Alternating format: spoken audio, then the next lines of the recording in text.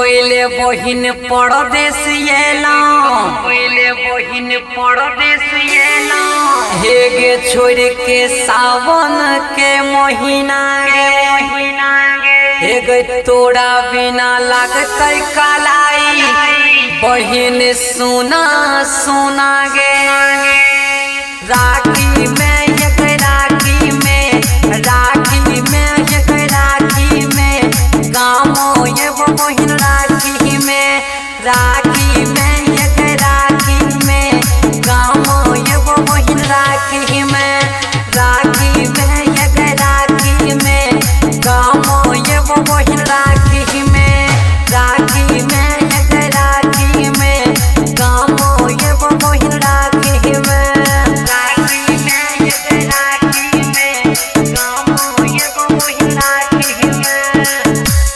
राखी में एक राखी में गामो ये वो बहिन राखी में राखी में एक राखी में गामो ये वो बहिन राखी में राखी में एक राखी में गामो ये वो बहिन राखी में हे गे याद हमरा रही रही आवो हे गे याद हमरा रही रही आवो तोहर खियाल मिठाई गे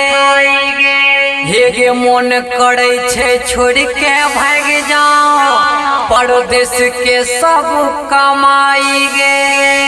राखी में एक राखी में राखी में एक राखी में गामो ये वो बहिन राखी में राखी में एक राखी में गामो ये वो बहिन राखी में राखी में एक राखी में गामो ये वो बहिन राखी में राखी में एक राखी में गामो ये वो बहिन राखी में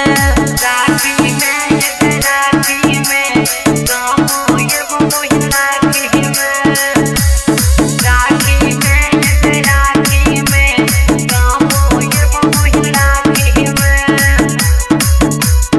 राखी में एक राखी में गामो ये वो बहिन राखी में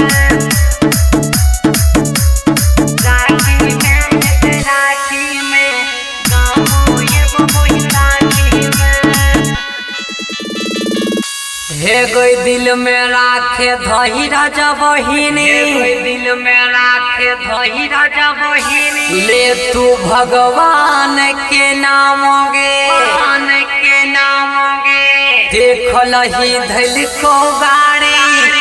भैया रूपदेव रामन गे राखी में एक राखी में राखी में एक राखी में आई तो सरवन भैया राखी में राखी में एक राखी में आई तो राम भैया राखी में राखी में बहिन राखी में आई तो केवल भैया राखी में राखी में बहिन राखी में आई तो राना भैया राखी में श्यामा रिकॉर्डिंग स्टूडियो संत कबीर चौक 70।